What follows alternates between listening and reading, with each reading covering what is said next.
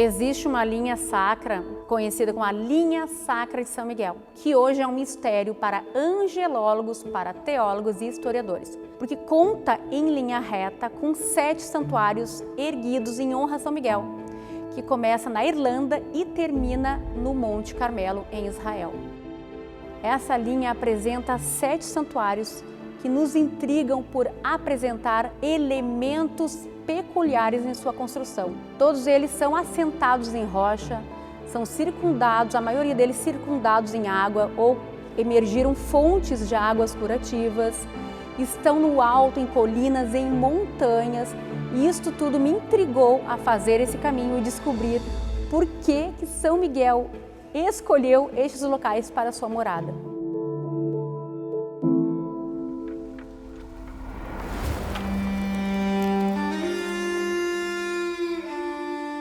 Quando São Patrício estava evangelizando na Irlanda, o país estava tomado por infestação de serpentes. São Patrício subiu numa colina, clamou a Deus para que aquele mal fosse resolvido.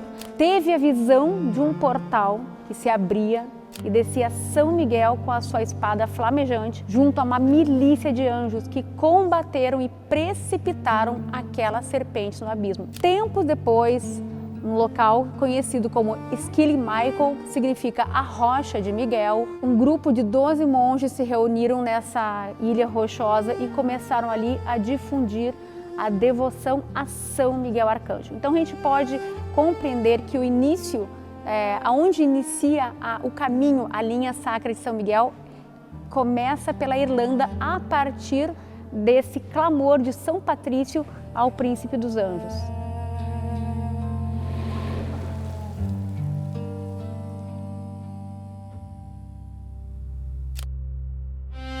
Temos também uma aparição muito importante de São Miguel, uma manifestação a um grupo de pescadores na Cornualha, que é uma região da Inglaterra. Conta-se que esses pescadores estavam em alto mar, o mar estava revolto e a embarcação iria afundar.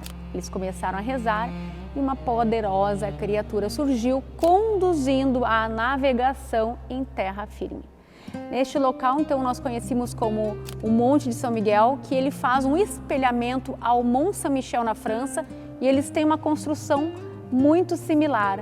Este santuário a gente considera o segundo assentamento da espada que inicia na Irlanda.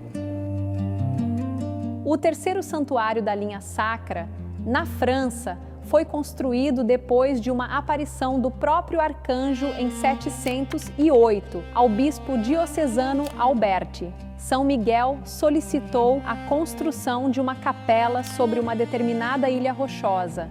Anos mais tarde, essa capela deu espaço a essa incrível abadia que se tornou um centro de peregrinações na França, aumentando a devoção a São Miguel Arcanjo na Europa ao longo da Idade Média. Então nós estamos nessa igreja, na Sacra de San Michele, próximo a Turim, que é um dos assentamentos micaélicos que estão alocados na linha Sacra de São Miguel, que aponta para Israel. E essa missão de Nossa Senhora esmagar a cabeça da serpente se une também à devoção micaélica que precipita o inimigo nos abismos do inferno. Satanás é conhecido como o dragão e a antiga serpente. Isso também nos prova que São Miguel, sendo o advogado das almas, nós também encontramos em Maria uma grande advogada, a advogada nossa.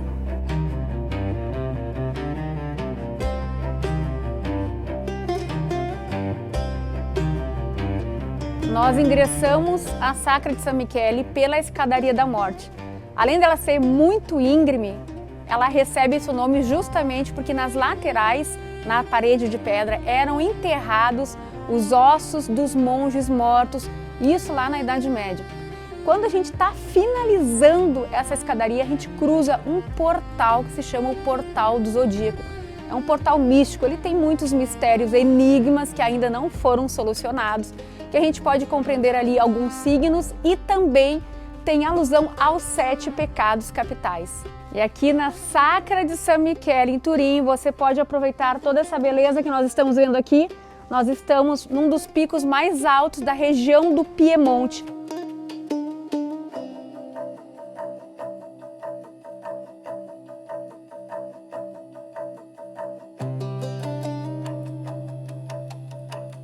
Esta é a Torre Bela Alda e ela tem esse nome justamente porque a menina Alda, há muito tempo atrás, fugindo das tropas inimigas, não vendo meio de se salvar, se joga do despenhadeiro. Durante a queda, ela invoca por força a proteção da Virgem Maria e de São Miguel e cai ilesa, sem nenhum machucado.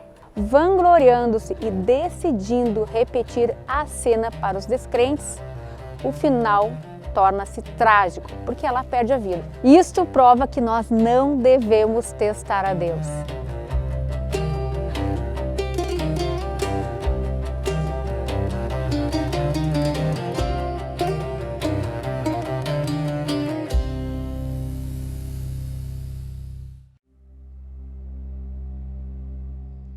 Nós estamos no Santuário e Gruta de São Miguel Arcanjo, no Monte Sant'Angelo, conhecido por ser um dos lugares mais sagrados da face da Terra. Por quê?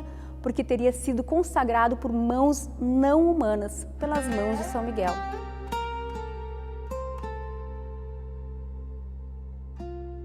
Essa história remonta ao período do V século, 490, quando São Miguel se manifesta em visão ao bispo Lorenzo Maiorano, pedindo para que fosse dedicada uma gruta em honra à fé cristã.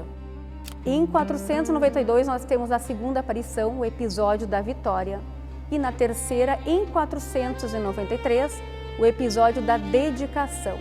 É por isso que esse local também é conhecido como Basílica dos Anjos. Um grande peregrino que esteve nessa gruta tantas vezes, conhecido como São João Paulo II, teria em 1997 concedido o título de perdão angélico, porque todos os pecados confessados aqui seriam perdoados, inclusive uma indulgência plenária em perpetuidade.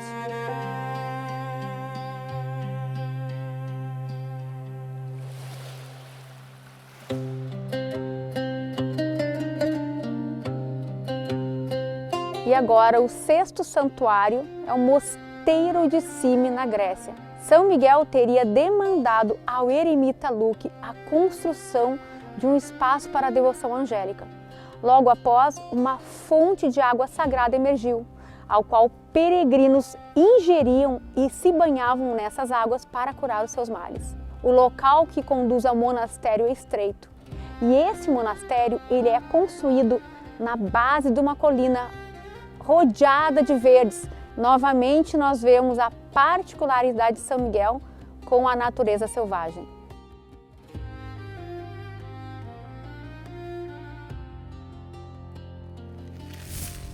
No último assentamento micaélico que a gente encontra na cidade de Haifa, em Israel, que se chama Santuário do Monte Carmelo, Santuário Stella Maris no Monte Carmelo, remonta a história de Elias contra os profetas de Baal. E essa contenda acontece no Monte Carmelo, que é veementemente manifestada nas Sagradas Escrituras por ser um local muito especial. E essas grutas e cavernas de São Miguel Arcanjo, que foram originadas a partir de um pedido do próprio anjo, nos relembram que esses locais de devoção também pode significar a nossa própria luta interna, quando nós devemos olhar para dentro, e que todos esses locais de São Miguel Arcanjo, essas grutas, essas cavernas, nos exortam a essa reflexão. Essa linha também tem uma história muito específica, que dizem que foi o golpe de espada que São Miguel teria desferido em Lúcifer na Batalha dos Anjos. E é por isso que ela termina no Monte Carmelo, onde se diz que lá acontecerá naquela região o Armagedon, a luta final com a vitória do bem sobre o mal.